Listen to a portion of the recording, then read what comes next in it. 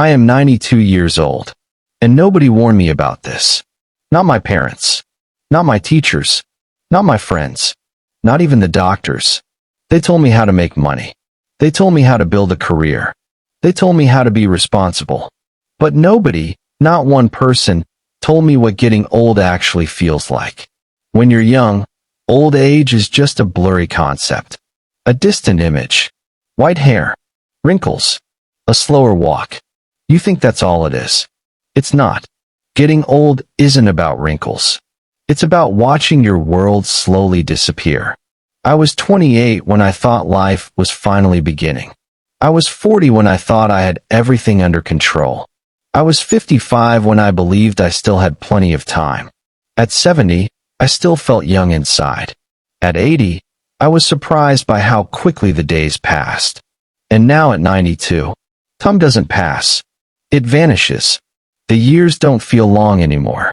They feel like pages ripped out of a book before you could finish reading them. Nobody warned me that one day I would become the last one left in the room. My best friend, gone at 74. My brother, cancer at 68. My wife, the love of my life, she left this world 12 years ago. I still reach for her at night sometimes. And then I remember, you think heartbreak belongs to the young. It doesn't. Old age is full of silent heartbreak. You attend more funerals than birthdays. You stop making long-term plans.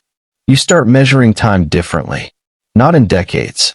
In maybe 5 more years. Maybe 3. Maybe 1. Nobody prepares you for the loneliness. You can have children, grandchildren, a house full of photos, and still feel alone. Because the people who knew you when you were becoming who you are, they're gone. No one remembers the young version of you anymore. No one remembers your first apartment, your early struggles, your wild dreams. You become a story people politely listen to, but not a life they understand. When I was young, I thought success would protect me. I worked hard, long hours, missed vacations, missed dinners, missed school plays. I told myself it was temporary. I'm building something, I said. Building what? A bank account? A title on a door? At 92, do you know what I look at most? Not my awards. Not my old office photos. I look at pictures of my family. Moments I barely remember because I was too busy chasing something that doesn't matter now. Nobody warned me that money loses its power when your body starts failing. You can't buy back strength. You can't purchase youth. You can't invest in more time. Time is the only currency that never negotiates. And I spent it carelessly. I thought being strong meant never slowing down. I thought providing financially was enough. I didn't understand that presence is more valuable than provision. Now my hands shake when I hold a coffee cup. My knees ache when I stand. Stairs feel like mountains. And I would give everything I earned for one more ordinary day at 35. One more energetic morning. One more chance to hold my wife's hand when she was still healthy. Nobody warned me how fast someday turns into never.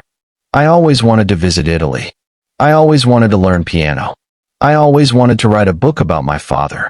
I thought retirement would be the time. Retirement came. Energy didn't. Health didn't. Friends didn't. Do you know the cruelest part? Your mind still feels young. Inside, I am still 40. Still curious.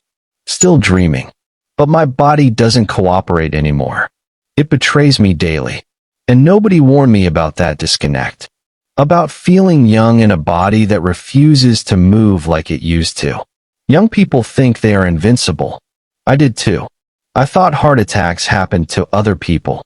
I thought disease was random and distant. Now I take more pills than I can pronounce. Every doctor appointment is a reminder.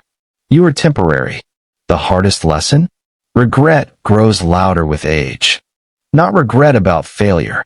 Regret about hesitation. The phone calls I postponed. The apologies I delayed. The I love you I assumed was understood. I thought there would always be time to fix things. There wasn't. My father died before I told him I finally understood him. My brother and I argued for years over something so small I can't even remember what it was about. We never reconciled. And now there's no number to dial. Nobody warned me that pride becomes meaningless at a funeral. That ego doesn't comfort you at night. That status doesn't sit beside you when the house gets quiet. At 92, life becomes very simple. You don't crave achievement. You crave connection. You don't chase admiration. You crave presence. You don't want more years. You want more depth in the years you have left. If you are under 50 listening to this, please understand something. You think you have time. You don't have as much as you think. The decades feel slow now. But one day you will blink, and you will be me, sitting in a quiet room, looking at old photographs, trying to remember the sound of voices that are no longer here. Nobody warned me that aging isn't just physical.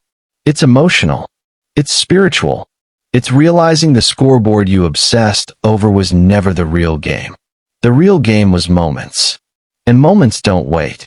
If I could speak to my 30-year-old self, I would tell him, stop postponing joy. Stop measuring your worth by productivity. Stop assuming the people you love will always be there. Call your mother. Visit your father. Take the trip. Start the hobby. Forgive faster. Love louder. Because one day, you'll wake up 92, and you'll realize the biggest shock of all. Life was never about building a future. It was about experiencing the present. Nobody warned me. So I'm warning you. Don't wait until your body slows down to speed up your heart. Don't wait until funerals outnumber weddings. Don't wait until silence becomes your loudest companion. You still have time, but not forever. And one day, you will wish someone told you. Now someone just did. Thanks for watching video. Subscribe my channel, like the video and comments.